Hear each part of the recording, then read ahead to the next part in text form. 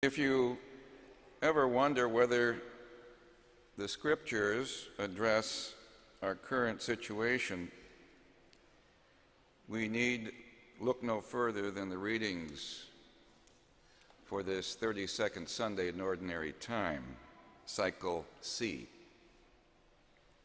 The first reading from the first book of Maccabees deals with cultural and religious aggression and persecution on behalf of the political powers.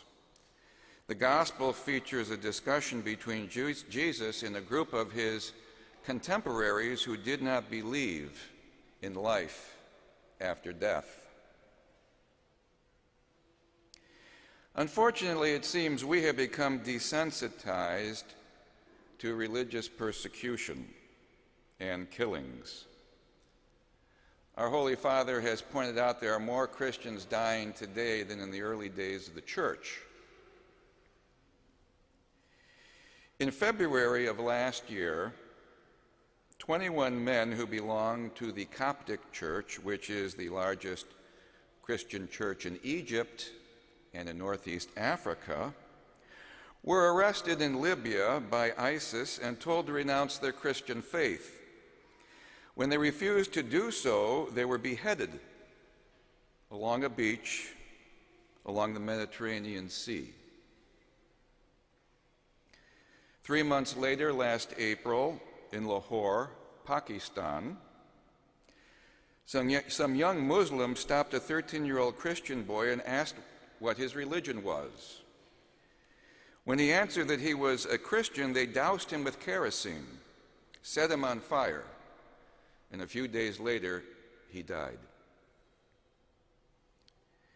Very similar to the situation of persecution and violence that we read about in our first reading today. Now, in regard to our gospel and the lack of belief in the resurrection of the body and life everlasting, we need only take note of how burial practices have changed in this country in recent years.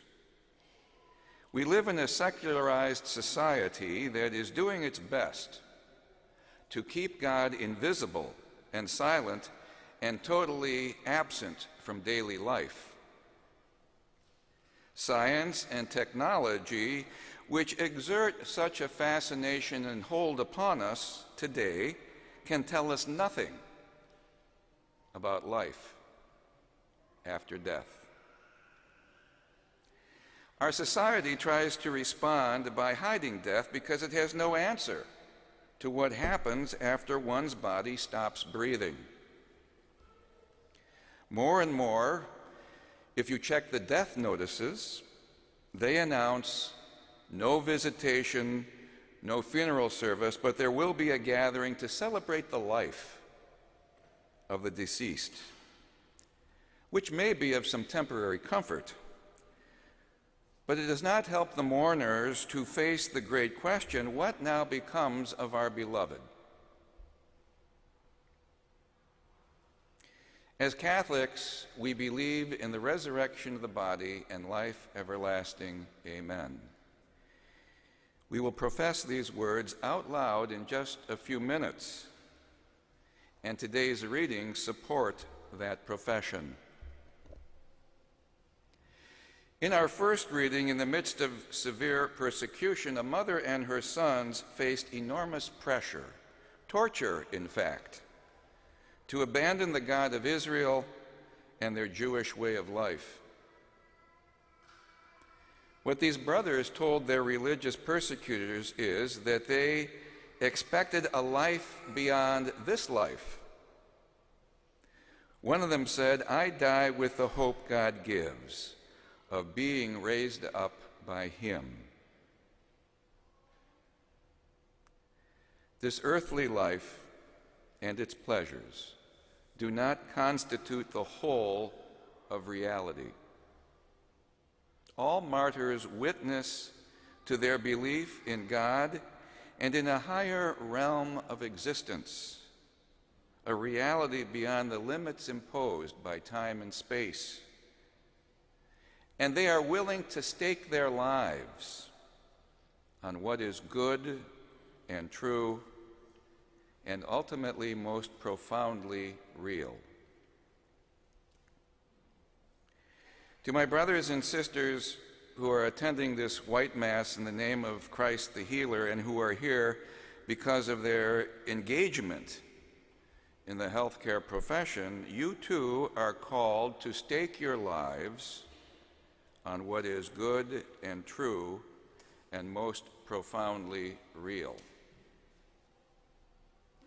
Today, our church has the opportunity to provide guidance, to enact healthcare policies that uphold the sanctity of life from conception to natural death, as well as to promote the common good in our society, to bring Christ's message of healing and mercy to the public square, and to build up a culture of life in healthcare. Today, coercive government mandates trample the religious freedom of healthcare providers, which is being lost or at least eroded at an amazing speed. Yesterday's New York Times carried an op-ed piece by a cardiovascular physician entitled "On Assisted Suicide, Going Beyond Doing No Harm." He reports that doctors have not budged in their opposition to right-to-die laws, even in the face of cultural trends and legislative successes. Doctors, he asserts, need to help patients achieve their goals rather than obstruct them. Doctors should not be seeking guidance from ancient edicts like the Hippocratic Oath. His conclusion: doctors need to wake up and realize what patients face in these modern times. The way people die has changed over these past decades, and so doctors must change as well. And so we see the culture of death tightening its grip on America. Not satisfied with killing 1 million a year at the beginning of the continuum of life, but now nibbling away at the other end of the life spectrum. My brothers and sisters, you are called to care for life, to remind everyone by word and deed that life is sacred at every phase and at every age. The credibility of health care is measured not only by efficiency and expanding market share, but also in the attention and love given to the person whose life remains filled with dignity, whose life is always inviolable. Our prayer today is like the martyrs who faced persecution for finding their voice and speaking up. Those involved in healthcare may remain faithful to these values and work to entrench them once again in our society. May God's blessings be with us all as we seek to follow Jesus, who is our way, our truth, and our life.